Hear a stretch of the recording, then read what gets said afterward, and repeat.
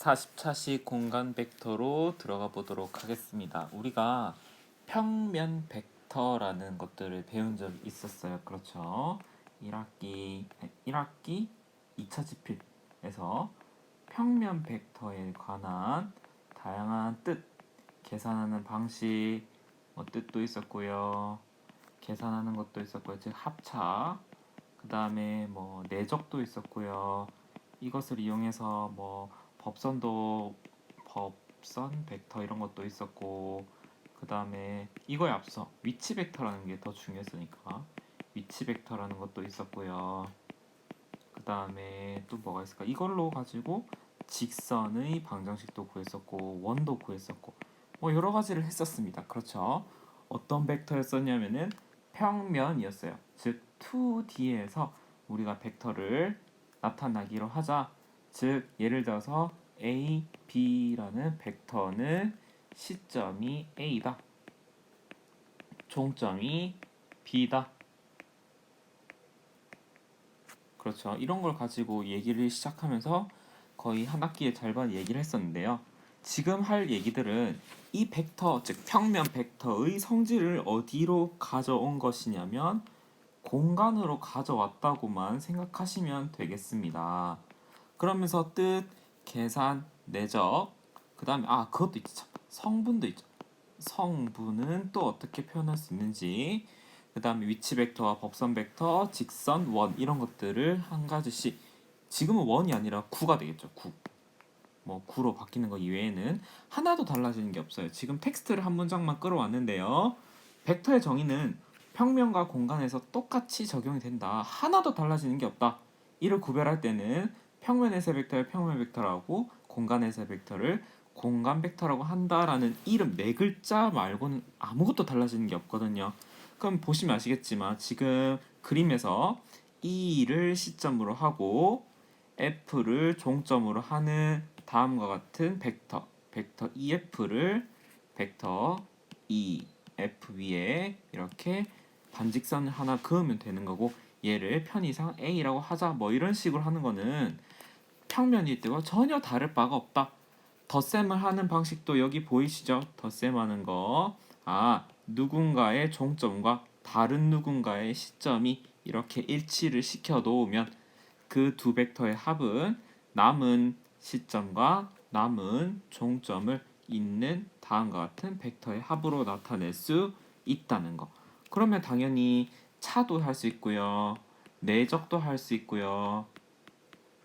뜻이라고 한 거는 방금까지 설명했으니까 이런 것들을 할 수 있을 것 같습니다. 오늘 할 거는 뜻, 벡터의 뜻, 그 다음에 합차까지만 한번 해보도록 할게요. 여기에다가 실수배하는 것까지 우리가 조금 더 유식하게 얘기하면 스칼라배라고 하는 거, 내적은 다음 시간에 하는 것으로 하겠습니다.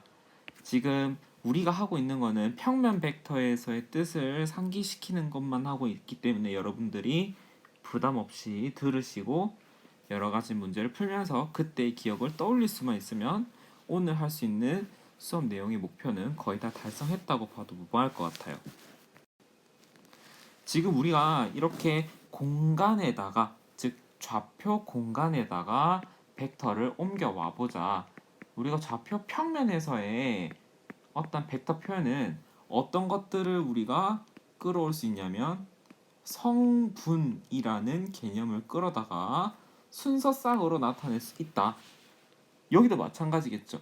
공간으로, 즉 좌표로 표현할 수 있는 공간으로 벡터를 끌어오면 시점과 종점을 이렇게 각각의 순서쌍에 맞게, 즉 E1, E2, E3라는 이 이름 세 개를 가지고 우리가 순서쌍으로 벡터를 표현할 수 있다. 볼까요? E1, E2, E3를 알아두거나 외울 필요 없이 이렇게 성분으로 나타낼 수 있다. 예를 들어 보면 지금 이게 좌표 평면이라고 했을 때 여기 원점을 종점으로 시점으로 하고, 여기 A 좌표가 여기가 3, 여기가 2라고 했을 때 벡터 OA, 우리는 벡터 OA 이렇게 표기만 했었는데 이 벡터 우리가 어떻게 대신 표현할 수 있냐면 순서쌍 3,2로도 대체할 수 있다라는 걸 배운 적이 있어요. 이 순서쌍은 점의 좌표랑은 다르다는 거 알고 계시죠? 마찬가지로 좌표 공간에서도 이렇게 벡터를 순서쌍으로 대신할 수 있다는 거. 여기서는 E1이라고 하는 벡터는 1, 0, 0, E2라고 하는 벡터는 0, 1, 0, E3라고 하는 이 벡터는 0, 0, 1로 대신할 수 있는 것과 같이 결론적으로 성분이라는 애도 Z 좌표만 하나가 더 추가된다는 것뿐 평면 벡터에서의 성분과 전혀 다를 것이 없다. 이것만 알아두시면 되겠습니다. 그러면 우리가 이렇게 벡터의 얘기를 했기 때문에 합차 같은 것들은 수업 시간에 문제를 통해서 접할 것이고 벡터의 크기를 한번 해보도록 하자. 우리가 좌표 평면에서의 벡터의 크기 한번 계산하는 거 떠올려 볼게요. 자, 원점을 시점으로 하고요. 아까 그렸던 벡터를 하나 더 그려보자. 여기가 3, 여기가 2라고 할 때, 즉 여기에 종점을 A로 하는 벡터 OA라고 하는 이 벡터의 크기는 우리가 어떻게 나타낼 수 있어요? 벡터의 크기는 기호로 어떻게 나타낸다? 벡터에다가 뭘 씌우면 되고, 그렇지. 절대값을 씌우면 되더라. 이렇게 표기하기로 하자.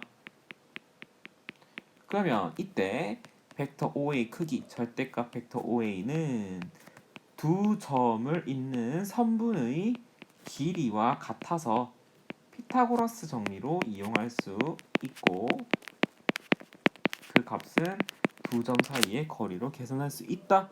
이렇게 할 수 있죠.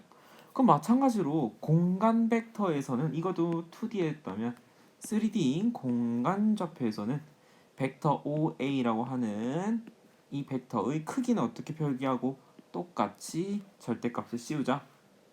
그때 이 벡터의 크기는 어떻게 계산하냐면 두 점 OA를 잇는 선분의 길이와 같아서 루트 A1 제곱, A2 제곱, A3 제곱 이렇게 나타낼 수 있다는 거 우리가 했었던 거 그대로 가져가시면 되겠습니다.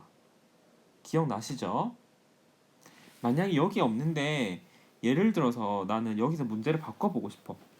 어떻게 바꿀 거냐면 벡터 A2A 벡터 A2A라고 하는 이 벡터 지금 파란색으로 긋고 있는 A2A라는 이 벡터의 크기를 구해보시오라고 하면 여러분은 어떻게 하실 수 있을까요? 두 벡터는 어떻게 바꿀 수 있냐면 OA라는 벡터에서 OA2라는 벡터를 빼면 되는 거니까 성분으로 대체해 볼게. A1, A2, A3라는 성분에서 A1 0, A2 0 이렇게 쓸 수 있죠. 지금 요거를 보고 쓴 거니까 즉 A1 0, A3의 벡터의 크기만 계산하면 된다. 이런 것들로 바꿀 수도 있다는 거. 이런 여러 가지 것들은 우리가 수업 시간에 풀어볼 예정이므로 오늘은 문제를 풀지 않도록 하겠습니다. 네, 우리는 지금 평면 벡터에서의 성질을 가지고 공간으로 끌어오는 거, 성분이면 성분, 뜻, 합, 차 이런 것들만 연습을 했기 때문에 여러분들이 문제를 풀면서 그렇게 부담스럽거나 이게 뭐야? 새로 배우는 느낌인데 하는 느낌은 없으실 거예요. 네, 그러면 수업 시간에 문제를 풀어보도록 하겠습니다. 오늘 여기까지 하겠습니다.